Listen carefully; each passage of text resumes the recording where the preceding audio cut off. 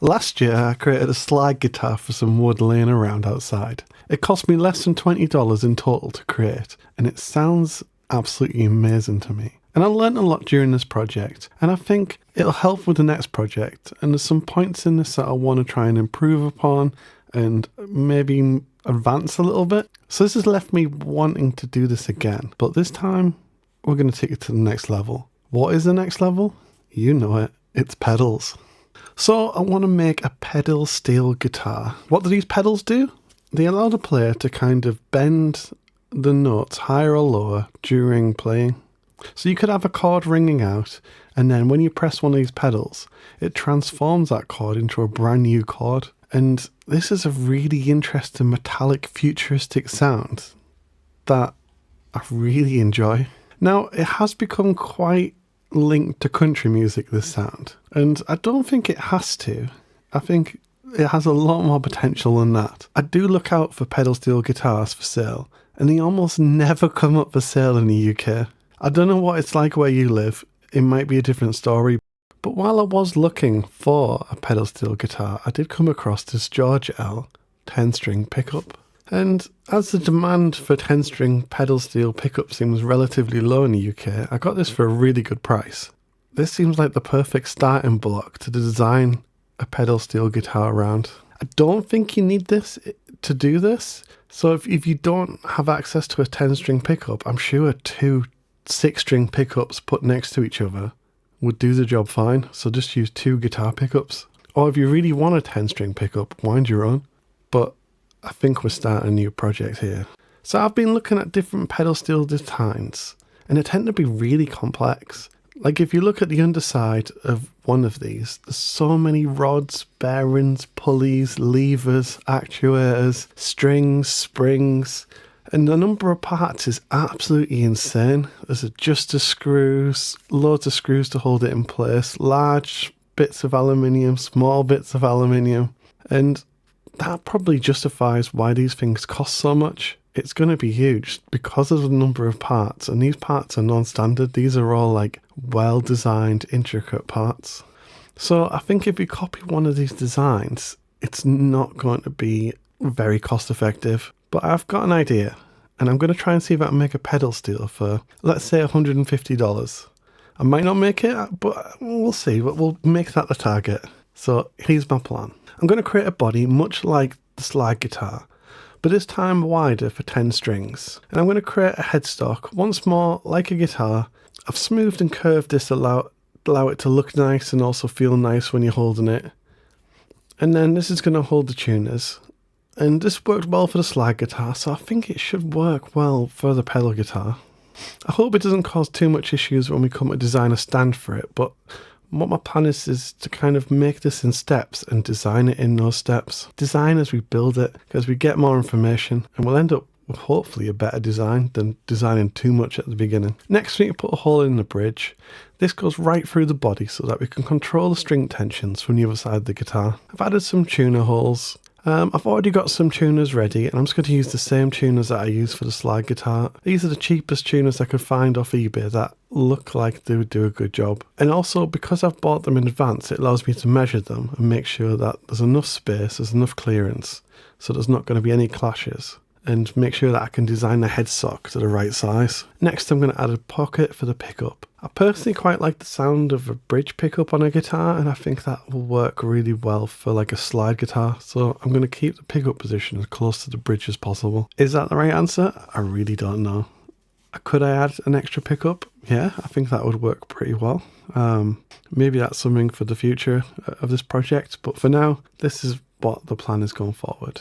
So the next part we're going to look at is the nut.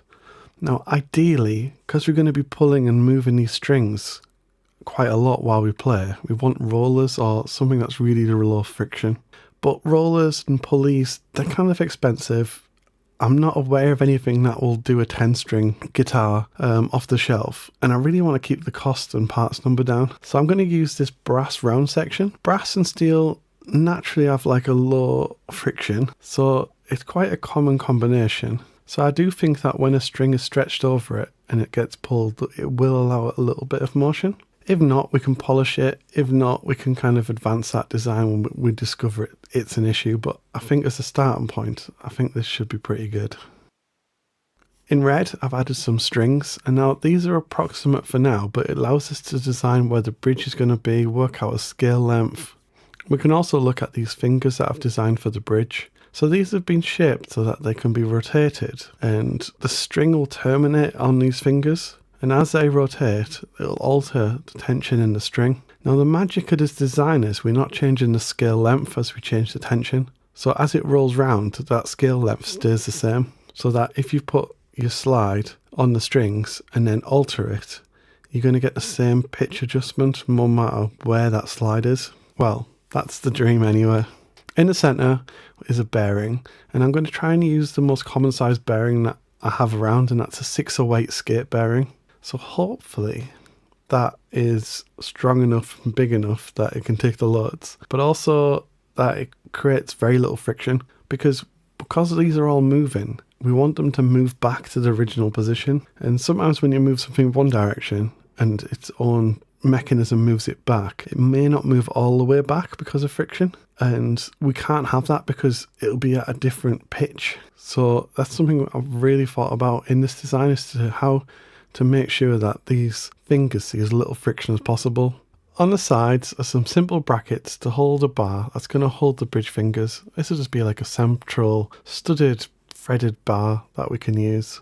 On the underside, we've added some L-sec so we can screw it into the body, but then also we can have an adjustment screw on each side of the finger, and this allows us to control the motion and to dial it in so that we can allow the fingers to move just enough to move a semitone or a tone. Our plan is to have this quite accessible so that it's really easy to alter on the move. This is the concept, so things might change as the design moves forward.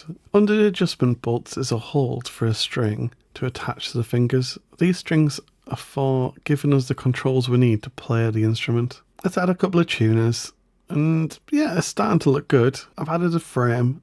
Now, this is the basic frame. I'm not sure of what material or shape I'm going to use on this. I'm going to see what's readily available at a low cost, and I think if you use the same approach, you'll get good results. So see what's readily available. If you've got some scrap material around, use that. I think some L section probably makes sense as it will be easy to bolt together and cut, but I might use round, I might use square, and it's the same for the pedals. I'm going to see what the frame design looks like. I'm going to see how the fingers move, how much motion they move before we design the pedals. I'm also going to consider adding knee levers, but I'm going to add that as like a later step. So my plan is only to add pedals at the minute, but we can add knee levers in a bit and see where that leads us. But I think that's probably enough to kind of give us a taste of what this project's going to look like. So as a part one, that's my design. I think next time I'm going to have a look at actually making the body, and hopefully in a few parts time we'll have a pedal steel guitar on a very budget price. I know I've got some weaknesses in this, so if you do play a pedal steel guitar and know what tuning we should be aiming for, or what's the most common transitions that we should aim to have, that would be really useful to know. I am going a little bit blind into this, but yeah, do subscribe and stick around, and we're going to finish this one very soon. Alright, till then.